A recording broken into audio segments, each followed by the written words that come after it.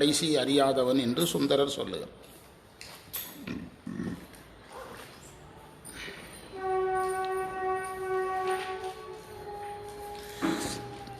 இது சுந்தரருடைய பணிவு மொழி.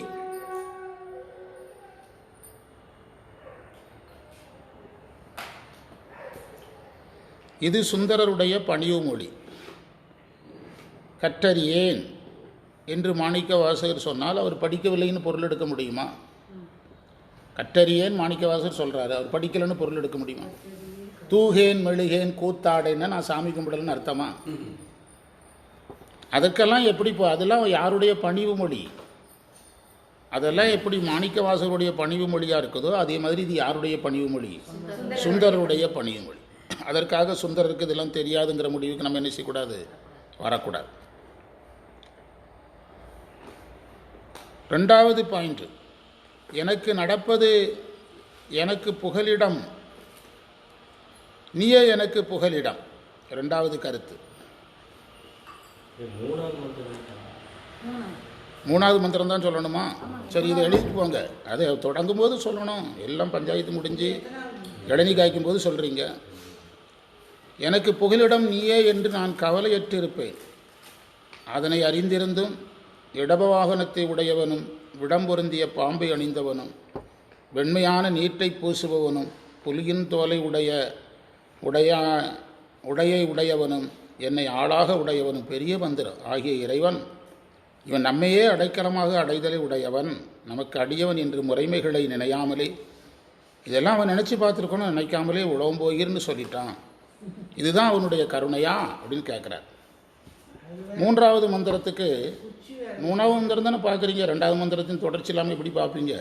எல்லாம் இறைவனுடைய திட்டம்தான். அடுத்து மூணாவது மந்திரத்துக்கான பொருள் விளக்கம் எழுதுங்க. பொருள் பார்க்காம விளக்கம் பார்க்க முடியாது. படத்தை உடைய பாம்பை அணிந்தவனே, உன்னுடைய திருவடியே எனக்கு அடைக்கலம் என்று கருதி செய்யத்தக்கல் இது தகாத செயல் இது என்பதை சிறிதும் அறியாத பொய்யடியவனாக நான் இருக்கிறேன். அறியாமல் இருக்கிறேன். பிழை செய்தாலும் பொறுத்தல் உனக்கு கடமை. அங்கனம் பொறுத்து எனக்கு அருள் பண்ணாமையில் நீ இங்கே இருக்கின்றாயோ என்று யான் உரிமையோடு வினாவ, எப்பொழுதும் என்மேல் அருள் கூர்ந்து என்னை உய்யுமாறு தன் திருவுருளை செய்யவில்லை எம்பெருமான் இப்போது உளம்போகிறேன் என்று சொன்னானே, இதுவோ அவனது கண்ணோட்டம். இப்போ நம்ம பொருளில் தான் ஆரம்பிக்கலாம்.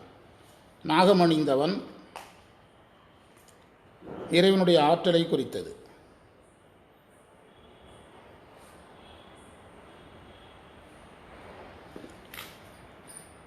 அடுத்தது உனது திருவடியே புகழ். ரெண்டாவது பாயிண்ட்.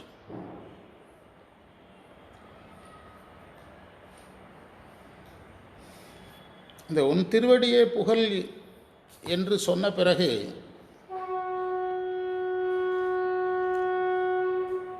அந்த உயிர்களினுடைய எல்லாவற்றிற்கும் இறைவனே பொறுப்பாகிறான். திருவடியே புகழ் என்று சொன்ன பிறகு மாணிக்க வாசகரே கற்றறியேன் கலைஞானம் மற்ற அறியேன் பிற தெய்வம் சொல்கிறார்ல, அதுதான் புகழாதல். மற்ற அறியேன் பிற தெய்வம்னு சொல்கிறார் பாருங்க, அந்த இடம்தான் உன்னை விட்டால் எனக்கு கடவுள் இல்லைங்கிற இடம்.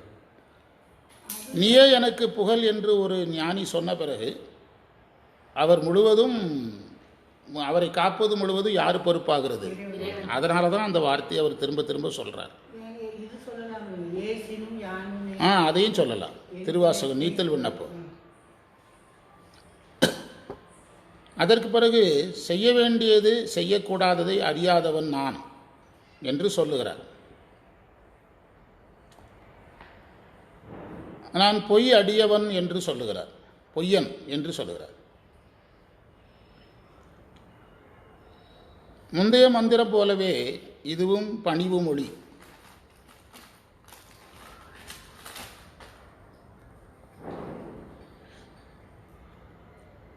இயம நியமம் என்று சொல்வதைத்தான் செய்யத்தக்க செயல் தகாத செயல் என்று சுந்தரர் சொல்லுகிறார்.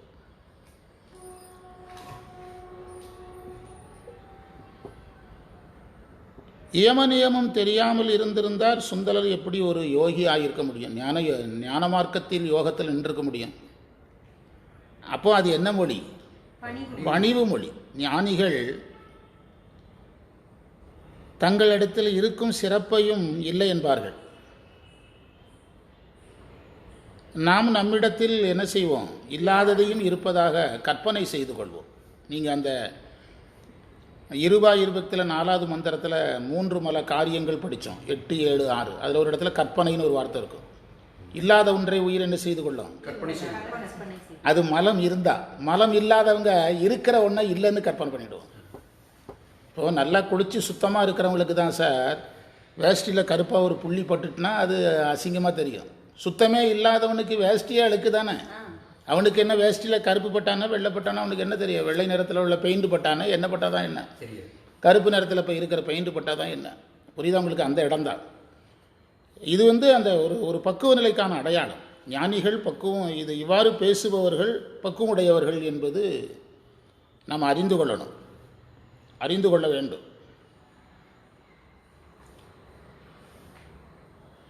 இவர் தன்னை பொய்யவன், பொய்யடியவன்கிறாரு, பொய்யடியவன்கிறார். அதே தான் மாணிக்கவாசகர் யானையே போய் ஏன் நெஞ்சும் போய் அப்படின்னு சொன்ன இடமும் இதுதான்.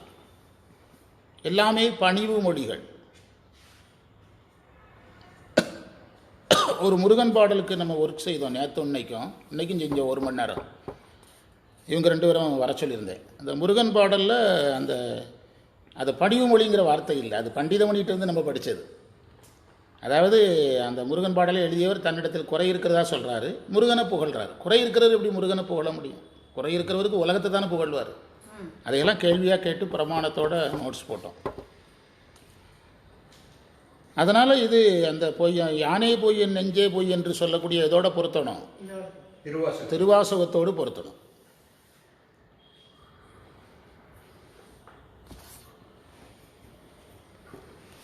அடுத்து சொல்றாரு, நான் அறியாமையால் பிழை செய்தால் பொறுப்பது உன் கடமைங்கிறார்.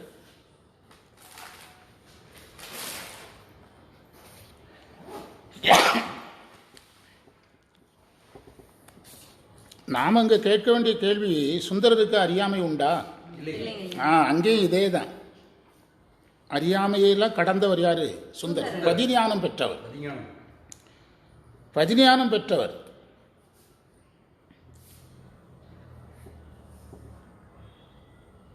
அதாவது இந்த பதிகம் இறைவனிடத்தில் எப்படி பேச வேண்டும் என்பதை நமக்கு கற்றுத்தருகிறது.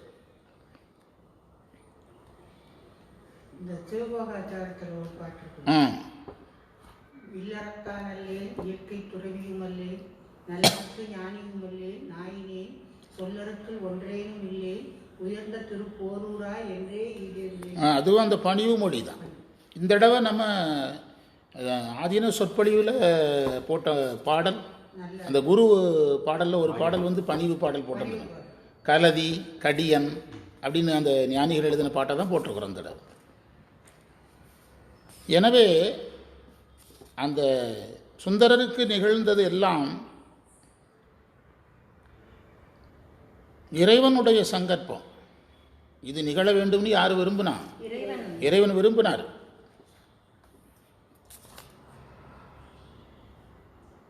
இப்போ நீங்களே அந்த சுந்தரர் வந்து அந்த கையிலையில் பெண்களை பார்த்தாருன்னு சொல்கிற இடத்துல தீய எண்ணத்தில் பார்த்தாருன்னு இருக்காது, பார்த்தாருன்னு தான் இருக்கும். அதுக்கான வார்த்தையை நீங்கள் அங்கே எடுக்க முடியாது, பார்த்தாருன்னு தான் இருக்கும்.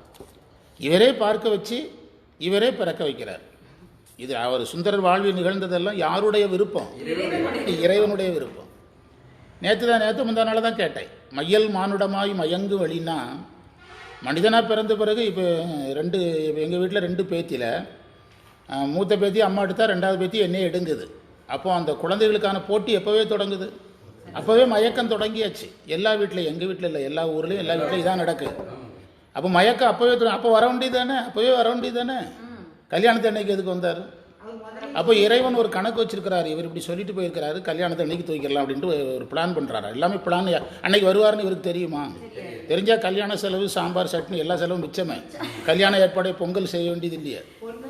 ஆமாம், பொண்ணை பார்க்க வேண்டிய அவசியம் கிடையாது. இது எதுவுமே யாருக்கு தெரியாது. இறைவனுடைய திட்டம். அவரை அங்கே வர வச்சு, அவரை வந்து திருவண்ணநல்லூருக்கு வர வச்சு, கோயிலுக்கு வர வச்சு, அவரை வந்து பித்தா பெரிசுடி பாட வச்சு, இதெல்லாம் இது எதற்கு யார் பொறுப்பு கிடையாது? சுந்தரர் பொறுப்பு கிடையாது. இவர் ப்ராசஸ் பண்ணி கையிலே போயிட்டார். அது போனார் பார்த்தீங்களா, முதல்ல போயிருப்பார்ல சராசரி மனிதனாக பிறந்து. அப்போ வந்து நீங்கள் இதை பொருத்தலாம். கையிலிருந்து இறங்கின பிறகு இதை என்ன செய்யக்கூடாது, பொருத்தக்கூடாது. இவர் முதல்ல அங்கேருந்து கிளம்பி கையிலைக்கு எப்படி போனார்னு ஒரு டேட்டா நமக்கு கிடச்சிதுன்னா அங்கே வந்து இதையெல்லாம் அப்ளை பண்ணலாம். அவர் கையிலை போய் ப்ராசஸ் முடித்து இறைவனை அடைஞ்சிட்டு பிறகு இறைவனுடைய ப்ராஜெக்டுக்காக வந்திருக்கார். ஆமாம், இறைவனுடைய ப்ராஜெக்டுக்காக வந்திருக்கிறார். அதனால் இதில் எதையுமே நீங்கள் யார் மேலே ஏற்ற முடியாது, சுந்தரர் மேலே ஏற்ற முடியும். சிவாயி சுந்தரரும் இறைவனும் சேர்ந்து செய்கின்ற ஒரு நாடகம்னு வேணால் சொல்லலாம். நமக்கு 2 பேரும் சேர்ந்து கற்பித்து தர்றாங்கன்னு தெரிஞ்சுக்கணும். செய்யிழையோடு உடனாகி அங்கனம் பொறுத்து அம்மையோடு இருக்கிறாங்கிற சொல்கிறாரு. அருள் பண்ணாமையினால தான் நீ இங்கே இருக்கியான்னு கேட்டாரா. நம்பி இங்கே இருந்தாயே என்று நான் கேட்டலுமே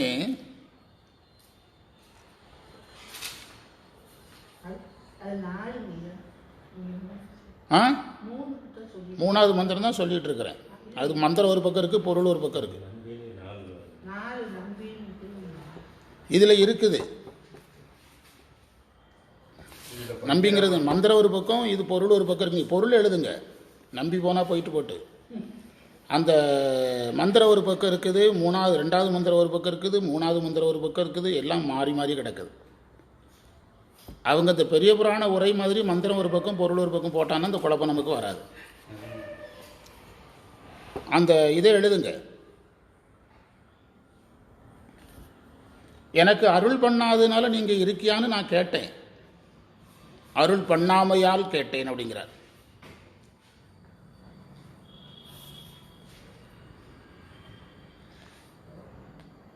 அப்போ இறைவன் அருள் இருந்தால் சுந்தரர் இப்படி என்ன செஞ்சிருக்க மாட்டாருங்கிறது, கேட்டிருக்க மாட்டாருங்கிறத புரிஞ்சு கொள்ளணும். அப்போ அருள் கிடைக்காத போது ஒரு ஆன்மா எப்படி இறைவன்கிட்ட பேசுங்கிறதையும் அவர் அதில் செய்து காட்டுறார்.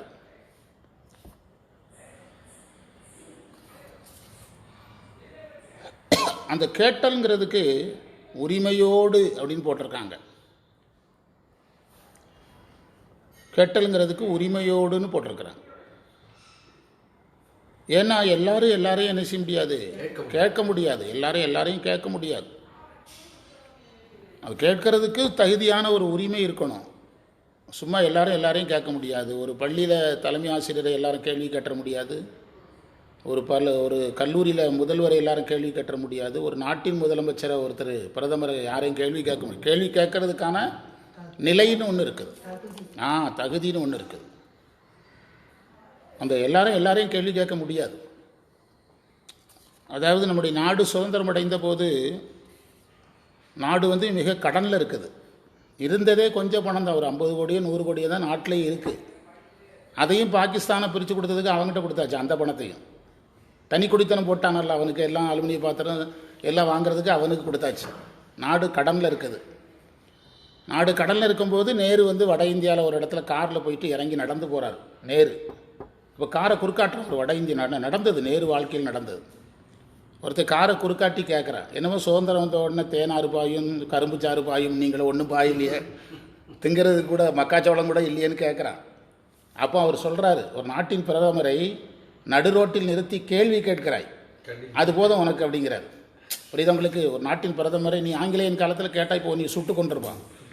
ஒரு நாட்டின் பிரதமரை நடுநோட்டில் நிட்டு கேள்வி கேட்குற உரிமையை உனக்கு தந்திருக்கிறோம். நீ கேட்குற பொருளாதாரம் கோதுமை அரிசிலாம் வரும், கொஞ்சம் வெயிட் பண்ணு அப்படின்னு சொல்கிறார். ஆமாம், இதே வந்து நேரு அவன் கேட்ட மாதிரி இங்கிலாந்துக்காரன் கேட்க முடியுமா? இங்கிலாந்து நாட்டில் போய் நம்ம கேட்க முடியுமா? இப்போ கேட்டல்ங்கிறதுல ஒரு நிலை இருக்குது. எல்லாரையும் கேட்கலாம் நினைக்கும் போது தான் பிரச்சனைகளும் சிக்கல்களும் உருவாகுது. நாம் கடந்து வந்த பாதைகளில் சிக்கல்கள் எப்போ உருவாச்சு? எல்லாரையும் பேச முடியாது. பேசினாங்க, நடந்தது. புரியுதா?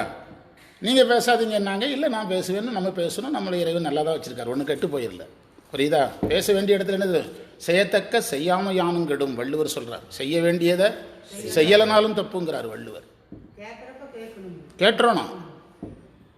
அதாவது அந்த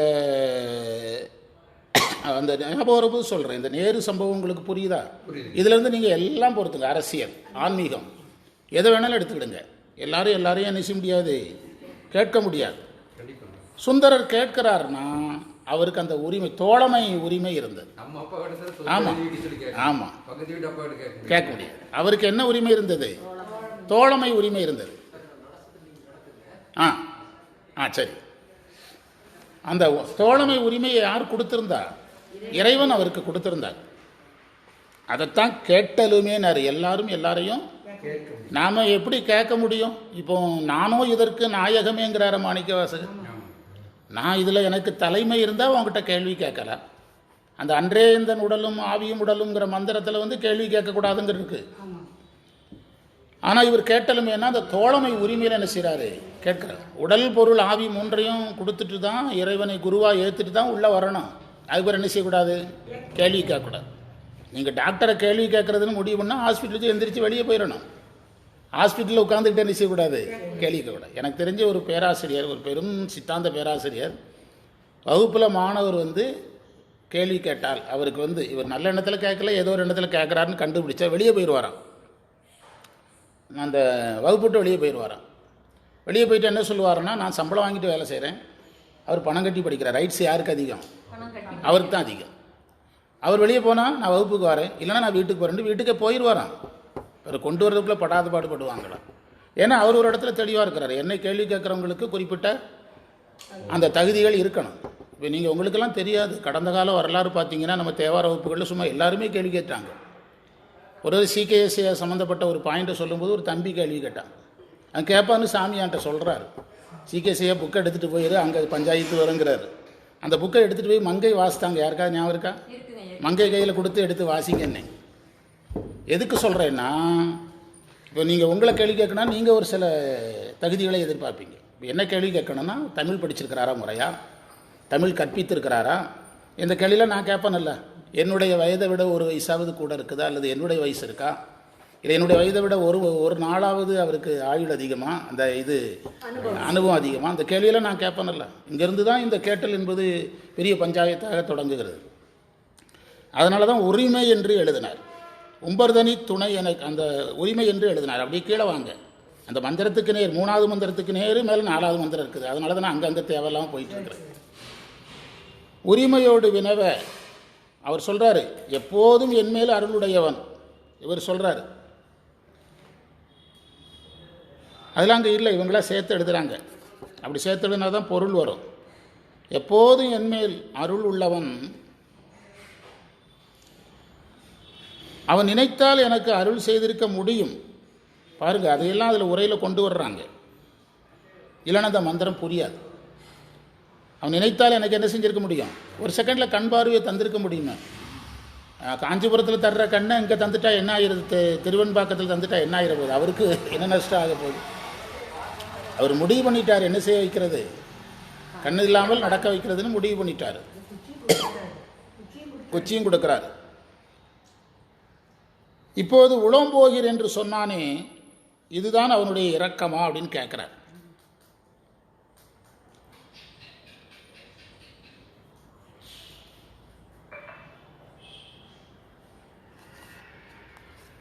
செய்வினை ஒன்றறியேன் திருவடியே சரணன்று. எவ்வளோ அழகான மந்திரம் சார். பொய்யடியேன் பிழைத்திடினும் பொறுத்திட நீ வேண்டாவோ, பையறவா இங்கிருந்தாயோ என பரிந்து என்னை உய்ய அருள் செய்ய வல்லான். என் மேலே இரக்கங்காட்டி எனக்கு அருள் செய்ய வேண்டியவன் என்ன சொல்லிட்டான்? உளம்போகீர் என்றான். பொருள் வலது பக்கம் இருக்குது, மந்திரம் இடது பக்கம் இருக்குது. அப்படி அச்சிடலைன்னா என்ன? அதில் ஒரு கால் பக்கம் மிச்சமாக அந்த இடத்த அப்படியே விட்டுட்டு போகலாம், அழகாக போகலாம். அடுத்த மந்திரத்துக்கு பொருள் எழுதுங்க. நம்பியே நீ நகையணிந்த உமைபாகன்,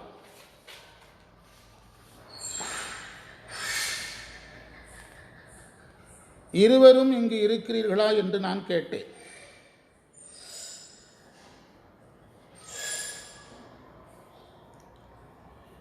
யானைத்தோல் போர்த்தியவன் நீலகண்டன்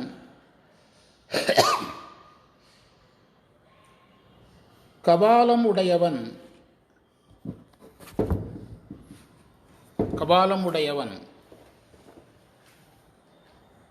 பவள நிறம் உடையவன்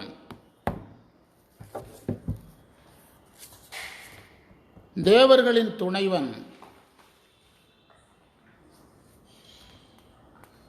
உளம்போகீர் என்றான். இதுதான் அவனுடைய அருளா? இந்த மந்திரத்துக்கு மந்திரமும் பொருளும் ஒரே பக்கத்தில் இருக்கு.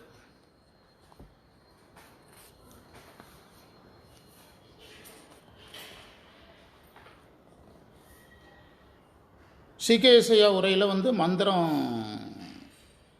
ஒரு மந்திரத்தை எடுப்பார், அதுக்கு பொருள் சொல்லிட்டு அந்த மந்திரத்தை கொண்டு வருவார் அடுத்த மந்திரம். அதுதான் உரை சொல்கிற மரபு. இப்படி போடவே கூடாது. பொருள் எழுதலாமா? நம்பி, அந்த மந்திரத்தில் நம்பிங்கிறத வெளியாக எடுக்கிறார். நம்பி என்பதற்கு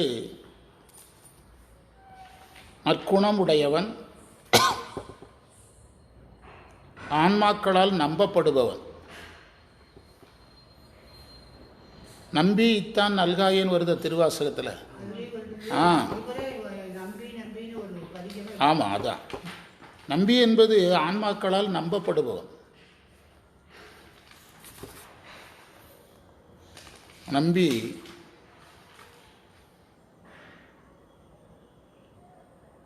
செய்யுளையோடு உடனாகிங்கிற வரியை எடுத்து பார்க்குறாங்க. அடுத்து 2வது வரியில் இருக்குது, செய்யுளையோடு உடனாகி. செய்யுளைனா நகை அணிந்தவள்னு அர்த்தம்.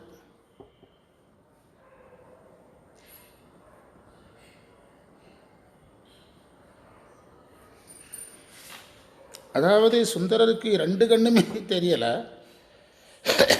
கடந்த மந்திரத்தில் பாம்பை அணிந்தவன் அப்படின்னாரு, இறைவனை பற்றி பாம்பை அணிந்தவன் வர்ணனை செய்தார். இந்த மந்திரத்தில் அணிகலன்களை அணிந்த அம்மையோடு இருக்கிறான்ங்கிறாரு. அவர் கண்ணுக்கு இறைவனுடைய திருமேனி தெரியலை, ஆனால் ஏற்கனவே பார்த்துருக்கிறார்ல, அந்த நினைப்பில் அதையெல்லாம் சொல்கிறார். ஆமாம், இன்னும் சொல்லப்போனால் அவர் கண்ணு தெரியும் போது பாடிய பதிகங்களை விட கண்ணு தெரியாத போது பாடின பதிகங்களில் பார்த்தீங்கன்னா இன்னும் கொஞ்சம் அழுத்தம் அதிகமாக இருக்கும். மனதாக இதெல்லாம் பேசுகிறாரு பார்த்தீங்களா, நான் படிக்கலை, எனக்கு ஒன்றுமே தெரியாது, இதெல்லாம் எங்கேருந்து வருது? அது வரைக்கும் வெளியே பார்த்து மாலையை போட்டிருக்கான், பாம்பை போட்டிருக்கான், திரிசூலை வச்சுருக்கான்னு சொல்லிகிட்டு இருந்தவர் இப்போ உள்ளே போகும்போது அவருக்குள்ளேருந்து நிறைய பொங்கி வெளியே என்ன செய்யுது, வருகிறது. நீங்கள் அவர் கண் தெரியாத போது பாடிய பதிகங்கள் பார்த்தீங்கன்னா நிறைய செய்திகள் உடையதாக இருக்கும். இந்த பிழை உளனங்கிறதே எங்கேருந்து தான் என்னைக்கு அவர் பிழை செய்தன்னு ஒத்துக்கிட்டார்? சுந்தரர் என்னைக்கு பிழை செய்தன்னு ஒத்துக்கிட்டார். ஆனால் இதில் மந்திரத்தையே அப்படி தான் தொடங்குறாரு. பிழைங்கிறது எங்கேருந்து தோன்றுவது? நீங்கள் எப்போ நான் பிழை செஞ்சிட்டேன்னு சொல்லுவீங்க? ஒருத்தர் நம்ம மேலே குறை சொல்லும்போது பிழை செஞ்சேன்னு சொல்லவே மாட்டோம். அதுக்கு பிறகு நம்ம போய் உட்காந்துட்டு நம்ம மேலேயும் தப்பு இருக்குமோ, நாமளும் ஏதோ தப்பு பண்ணிட்டோமோ அப்படின்னு அந்த உயிர் ரொம்ப நேரங்கள் கழித்து தான் ஒத்துக்கிடும். அதுக்கு பிறகு அது பாதிக்கப்பட்டவங்களை ஃபோன் போட்டு கூப்பிட்டு இந்த மாதிரி நான் பேசியிருக்கலாம், தப்பாக நினச்சிடாதுங்கன்னு நம்ம உடனே சொல்ல மாட்டோம். அந்த உயிர் உணரும் போது தான் சொல்லும். சுந்தரருக்கு இறைவன் இப்படி ஒரு நிலையை கொடுத்ததே அவர் அவருடைய உள்ளுணர்வுகளை எல்லாம் எங்கே கொண்டு வர்றதுக்கு, வெளியே கொண்டு வர்றதுக்கு தான். அப்படி யோசிச்சிங்கன்னா நீங்கள் நிறைய தெரிஞ்சுக்கலாம். அவருடைய உள்ள தேங்கி கிடக்கிறதெல்லாம் வெளியே வருது. அது ஏற்கனவே வெளியே பார்த்து கோபுரத்தை பாடுறேன், கோயிலை பாடுறேன், மாலையை பாடுறேன் அப்படின்னு பாடிக்கிட்டு இருந்தவரை உண்மையிலேக்காகவே வாழ்ந்துகிட்டு இருக்கிற எனக்கு என்ன இந்த பாடு படுத்திவிட்டு தேவர்கள் கூட கை கோர்த்துட்டு அலையிற அப்படின்னு கேட்குறார். உம்பர்தனி துணையனுக்கு உளம்போகீர் என்றான். அவங்களுக்கு இவர் தனித்துணையாக இருக்க வேண்டிய அவசியமே கிடையாது. வாழ்த்துவதும் வானவர்கள் தாம் வாழும். அந்த ஒரு இடத்துல சொல்கிறார்ல, அந்த என்ன பாவம் தெரிந்தவரே, திருவாசகம் திருச்சதகத்தில் இருக்குது. என்ன பாவம் செஞ்சுட்டு அலைகிறானோ, யாரை பார்த்து? தேவர்களை பார்த்து. அந்த கடா சாப்பிட்டதெல்லாம் அதில் சொல்லுவார். ஆமாம், அதெல்லாம் வருது திருவாசகத்தில். அந்த கூசும் மலர்பாதம் அது சொல்கிறாரு. அந்த கடா வேள்விகள் செய்யும்போது அசைவம் பலியிடுகிற ஒரு பழக்கம் இருக்குது. அவிர்பாகமாக அதுக்கு ஒரு வார்த்தையை அவர் பயன்படுத்துகிறாரு திருவாசகத்தில். எல்லாம் நல்லா தான் சொல்கிறீங்க, அந்த வார்த்தையை தவிர எல்லாம் சொல்கிறீங்க. அந்த என்ன பாவம் தெரிந்தவரே, அதில் அந்த கடாக்கரி தேவர்கள் சாப்பிட்டாங்கங்கிறத ஒரு வார்த்தையினால சொல்லுவார். எதில்? திருச்சதகத்தில். அதை பார்த்துட்டு போங்க. அது ஒரு முக்கியமான இடத்துக்கு வந்துட்டோம்.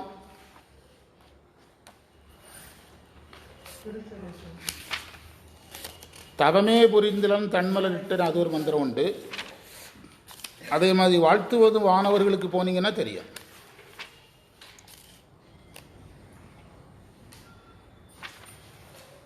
வாழ்த்துவது வானவர்கள் தாம் வாழ்வான் மனம் நின்பால் தாழ்த்துவதும் தாம் உயர்ந்து தம்மையெல்லாம் தொலை வேண்டி சூழ்த்து மதுகரமுரலும் தாரோயை நாயடியன் பாழ்த்த பிற பருத்திடுவான் யானு முன்னை பரவுவனே. இந்த மந்திரத்தை நீங்கள் இதில் பொறுத்தினீங்கன்னா தான் இவர் தேவர் தனித்துணைன்னு ஏன் சொன்னாருங்கிறது புரியும். தேவர்கள் வாழ்த்துறது அவங்க நல்லா இருக்கிறதுக்காக, அவங்க வாழ்த்துறது அவங்கள எல்லாரும் கும்பிடுறதுக்காக. அப்போ இறைவன் கேட்கிறாரு, அப்போ நீங்கள்லாம் எதுக்காக கும்பிடுறீங்கன்னு கேட்கும்போது சூழ்த்து மதுகரம் முரலும் தாரோயை நாயடியேன் பாழ்த்த பிறப்பறுத்திடுவான் யானு முன்னை பரவுவனே. நான் பிறவாமைக்காக நான் கும்பிடுறேன், அவங்க சுயநலத்தில் கும்பிடுறாங்க. இப்போ சுந்தரருடைய கோட்பாட்டுக்கு வாங்க, சுயநலத்துக்காக கும்பிட்றவனுக்கு தனித்துணையாக இருக்கிற எனக்கு கண்ணே தெரியாமல் நான் சுற்றிக்கிட்டு இருக்கேன், கண்ணும் தெரியலை ஒன்றும் தெரியலை அப்படிங்கிறாரு. என்ன பாவம் திரிதவரேங்கிற மந்திரம் எங்கே இருக்குன்னு பாருங்க. என்ன பாவம் திரிதவரேன்னு ஒரு மந்திரம் முடியும்.